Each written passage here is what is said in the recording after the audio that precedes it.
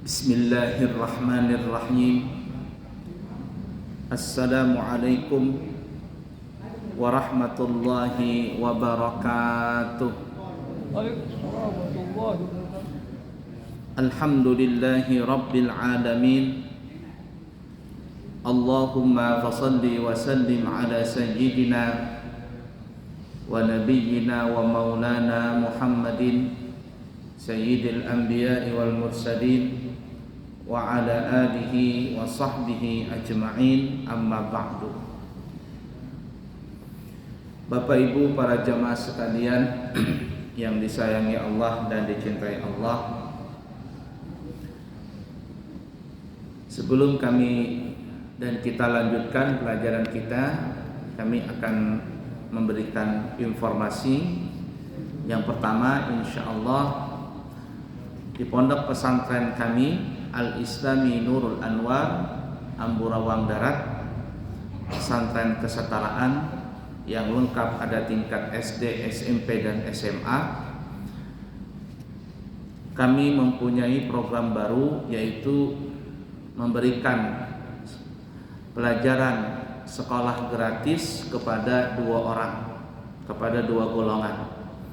Yang pertama, anak yatim yang meninggal bapaknya dan ibunya tidak menikah lagi, kami akan terima dalam tingkat SD. Dan yang kedua adalah du'afa, keluarga yang tidak mampu apabila memiliki anak keluarga yang tidak mampu, dengan syarat menunjukkan surat yakin dari kelurahan, dan juga anak yang mau sekolah di pesantren tidak terkena kenakalan remaja, maka kami siap menerimanya juga dari tingkat SD, SMP dan SMA. Siapa tahu para jamaah ada tetangga, keluarga yang mempunyai keluarga yatim, anak yatim atau du'afa, maka kami siap mendidik anak tersebut di pesantren kami Al-Islami Nurul Anwar dengan cara gratis. Kemudian yang kedua, insyaallah kami akan berangkat umrah membawa jamaah di tanggal 14 September, dan keberangkatan September sudah kami tutup. Yang ingin berangkat di bulan Oktober, November atau Desember, harga normal adalah 32 juta rupiah selama 12 atau 13 hari dari Balikpapan. Dan apabila ada yang kepingin mendapatkan harga 27 juta rupiah, fasilitas, kualitas, kuantitas sama dengan harga 32 juta, maka kami membuka harga spesial dengan harga 27 juta dengan syarat hadir di acara maulid di pondok pesantren Al-Islami Nurul Anwar tanggal 8 September. Jadi siapa yang kepingin harga 27 juta, barang kami berangkat di Oktober, November atau Desember, harga 27 juta, syaratnya hadir nanti di tanggal 8 September 2024 di acara maulid di pesantren kami Al-Islami Nurul Anwar. Yang ingin berangkat haji tahun depan, visa haji furada, haji visa asli haji bintang 4 harganya 300 juta, dan hotel bintang 5 harganya 500 juta rupiah. Siapa tahu ada yang kepingin berhaji tahun depan, maka disegerakan untuk mendaftar, karena khawatir kalau mendekat harinya, mendekat bulannya, harganya akan bernaik. Baik, dalam kesempatan kali ini kita akan membahas tentang sabda Nabi kita Muhammad sallallahu alaihi wasallam. Disebutkan di dalam hadis, Nabi kita Muhammad sallallahu alaihi wasallam bersabda, arba'atu jawahira fi jismi bani adama yuziluha arba'atu asya. Ada 4 elemen, ada 4 permata Jawahir ini bahasa kitanya permata ya. Ada 4 permata di dalam diri manusia, anak cucu Nabi Adam. Yang dimaksud permata ini permata secara maknawi, bukan permata berlian ya. Artinya secara makna, sesuatu itu sangat berharga sekali. Karena berharga secara makna, maka dikatakan seperti permata. Ada 4 permata di dalam diri manusia. Namun disayangkan permata itu yang 4 tadi bisa hilang dengan 4 perkara. Kita ini punya 4 nih, 4 berlian, 4 permata dalam tubuh ya. Apabila ada 4 berlian ini, maka seseorang itu akan mulia. Tapi sayang, banyak orang yang tidak memanfaatkan sehingga tidak menghargai 4 berlian tadi dengan menghilangkan permata atau berlian tadi. Kalau sudah hilang berlian di dalam diri manusia, maka seseorang itu tidak ada harganya lagi. Apa itu yang 4 berlian tadi, 4 permata tadi? Kata Nabi, fal aqlu ammal jawahiru fal aqlu wad dinu wal haya'u wal amalu salih. 4 permata yang ada di dalam tubuh manusia itu adalah yang pertama akal. Akal ini yang menjadikan kita mulia. Kita lebih mulia daripada binatang adalah karena manusia itu berakal. Binatang punya otak, kita juga punya otak. Otak sapi, otak kambing, bahkan otak udang pun juga ada. Kita juga punya otak. Tapi kita bisa mulia daripada binatang-binatang tersebut karena kita punya akal. Akal pikiran inilah yang menjadikan kita mulia daripada binatang. Binatang nggak punya otak, nggak punya akal. Dia punya otak tapi nggak punya akal. Dia tidak bisa membedakan yang mana yang halal, yang mana haram, yang mana ibu, yang mana saudara, yang mana keluarga. Dia nggak ngerti. Ketika mau dia kawin, ya kawin saja. Nah, kita manusia jangan begitu. Kalau ada orang tidak menggunakan akalnya, maka persis seperti binatang. Bukan persis lagi, lebih jahat daripada binatang. Binatang salah biasa, tapi kalau manusia salah, wah ini bahaya nih. Kesalahan manusia sekali atau 2 kali itu wajar. Sebagai manusia, al-insanu mahallul khata'i wan nisyan. Manusia itu tempat salah dan khilaf. Biasa. Kalau sekali 2 kali. Kalau sekali 2 kali melakukan kesalahan lalu dia bertobat, bagus. Tapi kalau 3 kali bikin kesalahan, itu bukan khilaf lagi. Itu sifat buruk. Sifat buruk. Sudah masuk ke sifat yang jelek. Kalau sekali, Allah. 2 kali, oke, manusia. 3 kali jatuh di dalam lubang yang sama, itu sifat buruk. Sifat buruk ini masih bisa berubah.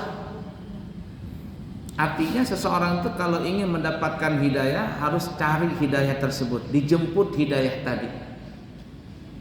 Innallaha la yughayyiru ma biqaumin hatta yughayyiru ma bi anfusihim. Allah tidak akan merubah satu kaum, apalagi kita sendirian. Satu kaum yang begitu banyak Allah tidak akan merubah. Begitu juga sendirian, termasuk diri kita. Sampai kita sendiri yang mau berubah diri kita. Kita mau jadi baik, ayo. Kita mau jadi jahat, ya terserah. Semua itu di tangan kita. La yughayyiru innallaha la yughayyiru ma biqaumin hatta yughayyiru ma bi anfusihim.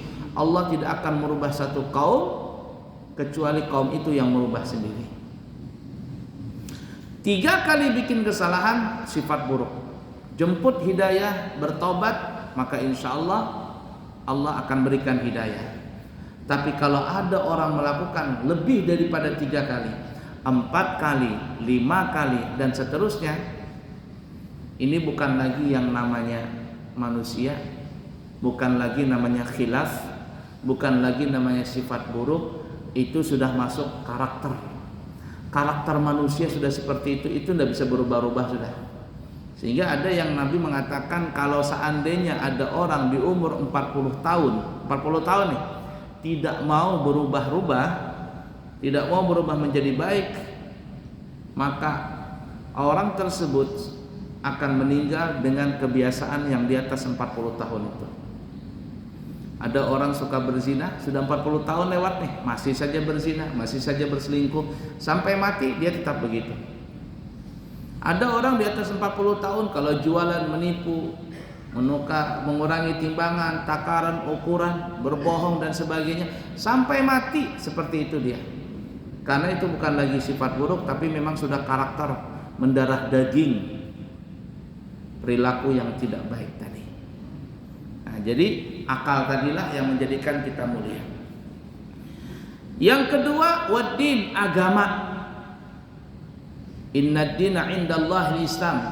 Agama yang benar di sisi Allah adalah Islam. Kita mengakui ada agama lain. Ya, ada agama selain agama Islam. Apakah benar agama mereka? Benar menurut mereka. Tapi kita punya akidah yang benar adalah cuman Islam. Yang lain jangan tersinggung. Karena ini prinsip akidah. Ya, akidah kita, agama kita yang benar. Makanya ketika seseorang itu beragama, maka dibatasilah seseorang itu dengan agama yang menyetir. Kalau kamu mau menikah seiman, kalau kamu mau menikah seiman, kalau kamu mau sholat maka laksanakan tata cara sholat yang benar. Jangan diobok-obok dengan agama lain. Kalau engkau ingin beribadah menyembah Allah Ta'ala, maka mintalah kepada Allah.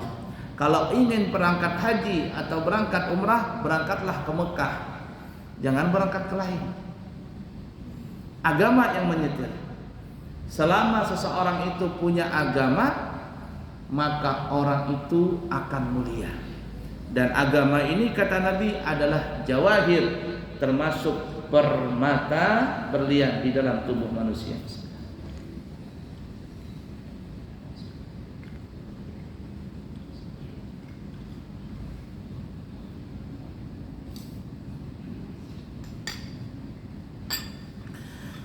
Kemudian yang ketiga adalah wal haya'u, sifat malu. Kalau seandainya seseorang itu sudah tidak ada rasa malu lagi, maka orang itu tidak ada harga dirinya. Kita tidak bisa ngelihat paha ayam karena dia tertutup dengan bulu. Ya, sejahat-jahatnya ayam, sebodoh-bodohnya ayam, masih pahanya itu tetap tertutup dengan bulu. Sekarang orang di mana-mana, perempuan maksudnya, bergelimpangan paha, murah daripada paha ayam. Betul tidak? Keluar dikit kita sudah bergelimpangan tuh paha itu. Apalagi yang pas haji kemarin, saya pulang dari haji, saya transit di Bangkok sama Singapura. Ya Allah, yang namanya Bangkok itu kan bukan negara Islam. Paha, belahan dada, sudah tidak karuan sudah. Sudah ada harganya manusia di sana. Kenapa? Karena memang bukan agama Islam. Tidak ada lagi unsur malunya. Kalau orang itu tidak ada rasa malu, maka apa bedanya dengan binatang? Sifat malu itu penting. Kalau kita datang ke kelurahan, datang ke kecamatan atau di mana tempat-tempat instansi pemerintah, itu biasanya kalau kita masuk di tempat resepsionis itu ada bertulisan, ya, bertulisan di spanduk itu, budayakan sifat malu. Malu terlambat, malu pulang duluan, malu keluar tanpa izin, malu tidak bekerja dengan benar, malu menerima sogok. Malu. Kalau sudah tidak ada rasa malu, nah ya sudah. Ya, kalau tidak ada rasa malu, maka berlian permata dalam diri orang itu sudah tidak ada. Kemudian kata Nabi yang keempat, wal amal saleh, amal yang baik. Amal baik. Kita kalau tidak beramal, tidak ada amal baiknya, maka kita tidak ada harganya sama sekali. Kata pepatah, harimau mati meninggalkan belang, gajah mati meninggalkan gading. Manusia mati meninggalkan apa? Nama. Dan nama seseorang itu tidak bisa akan dikenang kecuali dia beramal baik. Ada juga namanya dikenang tapi yang jahat. Buat apa nama orang dikenang tapi yang jahat? Yang dimaksud dalam agama kita ini amal saleh. Makanya Nabi tadi mengatakan amal saleh, amal baik, bukan amal toleh, bukan amal yang jahat. Berapa banyak kita punya teman, keluarga, handai tolan, tetangga dan sebagainya yang meninggal dunia, tapi karena mereka tidak punya amal di dunia ini, tidak punya amal kenang-kenangan, ketika dia mati, matilah sudah. Mungkin orang mengenang sampai setahun aja, 2 tahun sudah orang sudah lupa lagi namanya. Ya, setahun aja orang mengadakan haul, habis itu lupa sudah. Anak cucunya sudah nggak mau lagi. Kenapa? Karena nggak punya kenangan yang baik. Tapi kalau kita punya kenangan, siapa yang bangun masjid itu? Fulan bin Fulan. Yang bangun masjid itu Fulan. Punya tanah siapa ini? Tanahnya si Fulan. Bahkan begitu besar jasanya sehingga pemerintah tidak sedikit membuat satu jalan dengan jalan nama orang tersebut. Di Balikpapan nih berapa banyak? Jalan Jenderal Ahmad Yani, Jalan Syarifuddin Yus. Mana Syarifuddin Yus sudah? Gubernur kita atau wali kota Bahar itu? Hah? Wali kota. Wali kota Balikpapan Syarifuddin Yus. Saya masih kecil zaman dahulu. Tahun 80-an ya. Orangnya sudah meninggal. Tapi namanya terus dikenal. Kenapa? Karena jasanya begitu banyak. Tapi kalau orang nggak punya jasa, nggak punya amal soleh, apa yang dikenang? Oh, dikenang juga namanya, tapi yang jahat. Di Al-Quran banyak namanya dikenang. Fir'aun, Namrud, ya dikenang nggak namanya? Tapi yang jahat, yang jahat buat apa? Ketika seseorang itu beramal jahat, meninggal dunia, lalu diingat terus sama orang dengan kejahatan yang dia lakukan, dosa itu akan bertambah terus kepada dia. PKI, siapa yang namanya? Untung, Aidit, siapa lagi itu ya? Bahari itu. Namanya jelek, sehingga ketika ada orang mengenang nama tersebut, orang-orang tersebut akan selalu tersiksa di alam kubur. Makanya hati-hati jamaah nih. Begitu juga terutama istri kita, anak kita, terutama yang perempuan. Jangan membuat video-video di Facebook, di TikTok, di Instagram atau di mana saja yang video itu tidak ada manfaatnya. Ada perempuan umpama bikin video joget-joget begini-gini, apa-apa joget-joget, Bu, baju terbuka, aurat kelihatan, meninggal orangnya, plok. Videonya masih ada di TikTok, videonya masih ada di Instagram, videonya masih ada di mana tuh, Facebook, YouTube dan di mana-mana. Apa yang terjadi ketika orang membuka videonya itu? Dia yang di alam kubur tersiksa terus-terusan. Bikin video yang baik. Bikin video yang baik-baik. Untuk apa? Untuk kenangan ketika kita meninggal dunia, itu akan menjadi amal jariah. Guru sekumpul sudah 20 tahun, entar lagi masuk 20 tahun nih. Bulan Rajab yang ke-20 atau yang 21 haulnya. Sampai sekarang video beliau itu selalu berseleweran di YouTube, di Facebook, di IG, di mana-mana. Orangnya sudah nggak ada. Fotonya masih ada di mana-mana, apalagi orang Banjar. Di mana orang Banjar diisi warung, pasti ada foto guru sekumpul. Lihat aja di sini kita lihat. Orang apa? Orang Banjar, pasti ada foto guru sekumpul. Orangnya nggak ada. Kenapa? Beliau punya kenangan begitu banyak sekali. Haul terbesar, saya bisa katakan sedunia, terbesar sedunia. Tidak ada pernah mengalahi haulnya guru sekumpul. Katanya di Jawa haul si fulan besar. Saya ke sana melihat bagaimana besarnya. Saya mengambil barakah dengan ulama-ulama tersebut. Ternyata belum ada bandingannya dengan guru sekumpul. Yang bisa ngalahin haul seperti itu cuma ada satu. Waktu wukuf di Arafah. Wukuf di Arafah itu aja. Nah, bayangkan kita masuk ke sekumpul, taruh pakai mobil, tidak bisa langsung pulang, bisa sampai subuh baru bisa keluar dari sekumpul itu, dari Martapura. Bayangkan, ada yang 2 hari baru bisa keluar, tiket penuh, apa semuanya penuh, luar biasa. Amal sah. Inilah kata Nabi harus ada di dalam diri kita. Akal kita gunakan untuk berpikir yang baik-baik, positive thinking namanya. Agama dalam tubuh kita ini, kuatkan agama kita, jangan goyah agama kita. Dajjal belum muncul, banyak sudah goyah iman orang. Dajjal itu belum muncul dah. Fitnahnya duluan, banyak orang tertipu dengan fitnah-fitnah tersebut. Bagaimana kalau Dajjal datang? Dajjal ketika datang itu dia mengaku wali dulu, mengaku orang soleh dulu. Kemudian lambat laun dia ngaku jadi wali. Banyak pengikutnya akhirnya ngaku jadi nabi.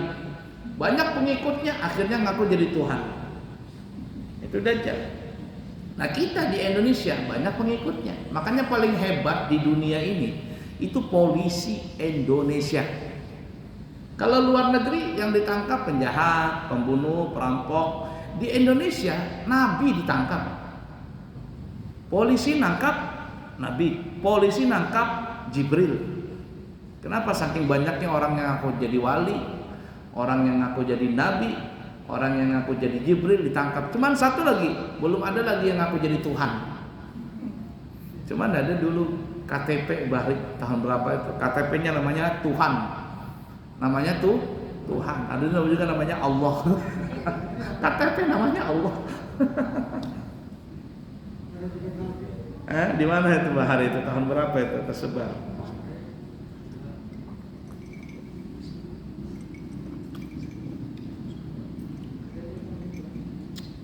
Punya rasa malu dan beramallah soleh. Nah, itu 4 permata dalam tubuh manusia, dalam diri kita. Cuman kata Nabi, disayangkan permata itu, berlian tadi bisa hilang dengan 4 sebab, dengan 4 masalah. Apa itu? Fal ghadabu yuzilul aql. Marah itu akan menghilangkan akal sehat. Kalau orang sudah marah, akal sehatnya hilang. Tidak bisa berpikir dia. Makanya ada yang mengatakan ada 2 atau 3 yang tidak bisa dinasehatin. Yang pertama orang jatuh cinta, itu tidak bisa dinasehatin. Ingat bahari kita jatuh cinta, susahnya dinasehatin sama orang tua. Kalau orang sudah mabuk kepayang cinta, itu tidak bisa dinasehatin. Jangan lawan bebinian itu, jangan orang tuanya. Itu bebinian nakal, kada apa-apa mai. Baik aja itu, aku melihat baik, ulun melihat baik. Terserah ikam jar mamanya, nikah sekalinya hanya sebulan. Pas ke USG, 3 bulan hamilnya. Nah, jar mamanya. Siapa berdahulu ini? Banyak begitu, banyak. Orang jatuh cinta nggak bisa dinasihati. Yang kedua apa? Orang yang sedang marah. Kalau sudah marah itu akal sehatnya nggak ada. Akal sehatnya nggak ada. Orang lagi di jalan trek-trekan, ya, dempet-dempetan mobil ke motor, terus dempet dikit plak bung brut, akhirnya panas hati, tubrukan bok bekelahi luplak luplak luplak luplak. Nanti sudah masuk di polisi baru sadar.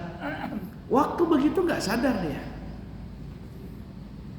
akalnya hilang. Laki bini berkelahi di rumah, padahal laki bini nih berdekatan, tapi karena berkelahi begancang-gancangan urat bulu. Makanya kata orang, kenapa orang kalau berkelahi itu suaranya nyaring? Laki bini nah kalau sudah berkelahi itu nah pada dekatan. Kenapa benyaring-nyaringan? Karena kata ulama, karena sudah hilang rasa cinta. Tapi kalau ada rasa cinta, mulut tidak berkata-kata, cuman mata saling memandang. Paham sudah? Mata yang berbicara, bukan lagi mulut yang berbicara. Suara lirih pun kedengaran dengan telinga tadi.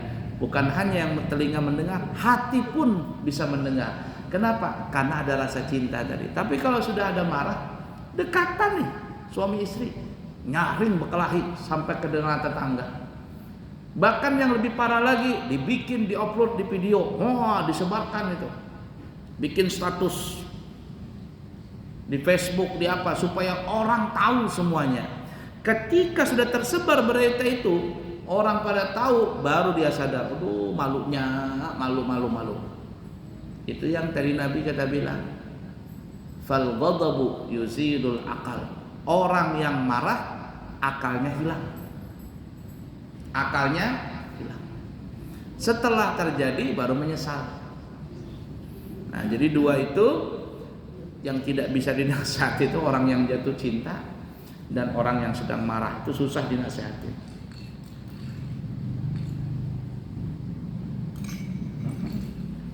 Kemudian yang kedua kata Nabi, penyakit yang bisa menghilangkan permata tadi adalah wal hasadu yuziluddin. Iri dengki itu akan menghilangkan agama di dalam diri seseorang. Kiai Idrus Romli yang diberi gelar namanya Singa Aswaja. Tahu Kiai Idrus Romli? Singa Aswaja katanya. Itu pernah ditanya sama orang. Gus katanya, Pak Yai, orang salafi itu sering kelahi sesama salafi. Ustadz dengan ustadz ini kelahi nih. Ustadz si A dengan ustadz si B kelahi. Tapi kenapa di NU juga bisa kelahi Ustadz si A dengan Ustadz si B, Kiai si A dengan Kiai si B? Apalagi zaman sekarang ini lagi ribut masalah nasab, ya, masalah ini, masalah ribut sekali. Apa kata Idrus Ramli? Kalau perkelahian, perdebatan, percekcokan antar salafi, ya, bubuhan salafi ini itu karena mereka beda pendapat. Sesama salafi itu berbeda pendapat, ribut. Jadi mentahdir, Ustadz A nggak boleh mengatakan kepada muridnya jangan berguru kepada guru situ. Guru sana mengatakan murid kepada muridnya jangan belajar kepada guru si ini. Padahal sesama salafi, mereka ribut karena beda pendapat di antara pendapat salafi. Tapi di kita kaum Nahdiyin ini, kaum Aswaja ini, nggak ada ribut masalah beda pendapat. Sama tahlilan, sama yasinan. Bukan ribut masalah beda pendapat, tapi ribut masalah pendapatan. Pahamlah? Kiai sama kiai bukan ribut masalah beda pendapat. Oh, sana kiainya tahlilan, di sini tahlilan, di sana maulidan, di sini maulidan. Bukan beda pendapat yang membuat ribut, tapi yang membuat ribut gara-gara beda pendapatan. Di sana ustadznya laku banget, di sini kurang laku. Akhirnya yang kurang laku, nyala-nyalahi di sana. Ribut itu. Ya, gara-gara nasab nih. Saya perhatikan ujung-ujungnya gara-gara pendapatan aja beda. Gara-gara beda pendapatan. Itu ya, dengki itu bahaya. Kalau sudah bersarang dengki dalam diri orang, agamanya hilang. Ya, label agama Islam itu sudah hilang. Jadi kayak berkelahi di antar sesama saudaranya. Kemudian wattama'u yuzilul haya. Rakus itu akan menghilangkan malu. Coba kalau orang rakus sunnah, nggak ada lagi dia rasa malu. Orang lapar dengan orang kelaparan beda. Orang lapar, kita buka puasa itu kan karena lapar, lapar ya. Buka puasa kita makan. Siang tadi kita berpikir, wah nanti kalau buka puasa harus ada es jeruk, es cendol, es teler, es buah, es teh, apalagi macam-macam nih. Teh ingat nih, nasi padang, nasi apa lagi? Nasi soto, banjar, apa macam-macam. Wadah begitu juga, kaparan tatak, dadar gulung, bingka berandam, macam-macam di pikiran ini. Tapi pas ketika buka puasa, Bismillah, Allahumma lakal sumtu dan seterusnya, plok, makan 3 biji, 4 biji ote-ote, minum air panas, air teh, sudah. Mana terpikir tadi yang berhimat-himat, nggak ada. Kenapa? Karena kita cuma lapar, hilang, selesai, hilang. Tapi kalau orang kelaparan, gimana orang kelaparan? Oh, udah ingat lagi kanan kiri. Mau orang, membantah sini, biar aja, yang penting aku kenyang jadi. Kelaparan. Wah. Itu orang kelaparan. Dia berabut, tahan dia. Berabut, kelaparan. Nggak ada sifat malunya sudah. Apalagi orang sudah rakus di dalam masalah yang haram. Nggak ada malunya. Zaman dulu orang korupsi malu-malu. Sekarang orang korupsi berjamaah. Korupsinya berjamaah. Akhirnya pas ketika ketahuan, masing-masing saling tutup menutupin. Kenapa? Karena kalau ketahuan satu, ini yang satu bernyanyi, semua kena semua. Habis. Jadi rakus itu menghilangkan sifat malu. Dan yang keempat, wal ghibatu tuzilu amalas salih. Gosip itu akan menghilangkan pahala dari yang baik-baik. Jadi kalau kita nih suka gosip, pahala kita habis. Ditransfer pahala kebaikan itu kepada orang yang kita gibahin. Ibu-ibu pengajian, paling-paling pengajiannya 1 jam. Selesai pengajian, taqabbalallahu minkum, minkum taqabbal ya karim. Gosip 2 jam. Parak maghrib hanya datang. Kemana jerabahnya? Oh, ada pengajian tadi. Pengajian yang bahasa tuntung. Kenapa lawas parak maghrib hanya datang? Kisah tadi. Bukan berkisah, gosip. Pahala yang tadi itu kan habis semuanya. Seorang ulama berkata, aku tidak akan menggosip orang. Kalau seandainya aku menggosip, lebih baik aku menggosip mamaku. Kenapa? Karena orang yang menggosip itu pahalanya, orang yang menggosip pahala yang baik akan dilimpahkan kepada orang lain.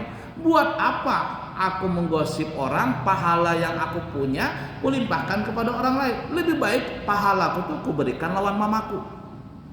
Itu pun kata si ulama tadi, aku tidak akan menggosip mamaku, apalagi orang lain nih. Nah, daripada aku nak menggosip orang lain, pahalaku diambil sama orang, lebih baik pahalaku dikasih mamaku. Dengan cara menggosip itu pun kata beliau, aku nggak mau menggosip mamaku. Nggak mau kekasihkan pahalaku nih gara-gara aku menggosip mamaku, nggak mau. Apalagi menggibah orang lain. Jadi hati-hati dalam masalah seperti itu. Silakan, ada pertanyaan? Ya, kalau yang mau tanya Pak, silakan ya. Mau ya, silakan. Ayo. Nyari. Ayo Guru, Assalamualaikum warahmatullahi wabarakatuh. Waalaikumsalam warahmatullahi wabarakatuh. Ini orang yang lebih didahulukan Guru, karena di dalam dalil itu kan ada man arafana orang tahu. Yang satu di sisi lain secara hukum syariat tidak menciptakan jin manusia untuk beribadah manusia. Pertanyaannya itu yang mana lebih dahulu? Apa kita menyembah Allah dulu atau kita menyembah Allah dulu? Demikian dulu. Assalamualaikum warahmatullahi wabarakatuh. Waalaikumsalam warahmatullahi wabarakatuh. Kita ini Islam keturunan. Islam keturunan, bukan Islam mu'alaf. Kalau kita Islam keturunan ini biasanya kita itu dari lahir sudah diadzankan. Adankan. Artinya waktu pertama kali kita muncul di dunia, orang tua kita sudah mengajarkan tauhid. Allahu Akbar, Allahu Akbar. Gimana? Orang tua kita mengajarkan tentang ketauhidan. Sampai ujung-ujungnya La ilaha illallah. Ya enggak? Teganal sedikit sudah bisa berayun. Ya? Orang tua kita bahari biasanya dinyanyikan La ilaha illallah Muhammadun Rasulullah. Orang tua kita bahari itu. Untuk kenapa seperti itu? Menanamkan tauhid kepada kita. Kita mau makan, kita belum bisa baca bismillah, jangankan bismillah, berpandir aja belum bisa. Tapi orang tua kita bismillahirrahmanirrahim memberi makan kepada kita. Jadi langsung tidak langsung memang orang tua kita secara tidak langsung itu sudah menanamkan tauhid kepada diri kita. Nah, lalu karena kita sudah belajar tauhid sama orang tua kita tadi, ditanamkan dari itu besar sedikit disuruh adzan, disuruh belajar salat, disuruh semuanya. Artinya mau tidak mau kita ini memang harus belajar tauhid lebih dahulu. Ya, jujur aja seperti itu. Jadi kalau ditanya yang mana syariat kah atau hakikat berdahulu, ya kita hakikat dari awal. Kita orang tua kita mengajarkan tentang tauhid tadi. Ala kulli hal. Seperti itulah. Baik, ada lagi? Cukup? Ya, kalau cukup insyaallah mudah-mudahan bermanfaat buat kita berataan dan insyaallah kita bertemu di kesempatan yang lain. Jadi sekali lagi siapa yang kepingin umrah dengan harga 27 juta rupiah, keberangkatan untuk Oktober, November, Desember dan seterusnya, kita akan memberikan harga 27 juta dengan syarat hadir di tanggal 8 September 2024 acara peringatan Maulid Nabi besar Muhammad SAW yang akan dilaksanakan di Pondok Pesantren Al-Islam Minul Anwar. Jadi siapa yang hadir mendaftar, maka insya Allah kami berikan harga spesial dengan harga 27 juta. Selain dari waktu itu harganya normal kembali menjadi 32 juta rupiah. Yang baik dari Allah, yang buruk dari pribadi minta ampun. Subhanakallahumma wa bihamdika asyhadu an la ilaha illa anta astaghfiruka wa atubu ilaik. Wa akhiru kalam wassalamu alaikum warahmatullahi wabarakatuh.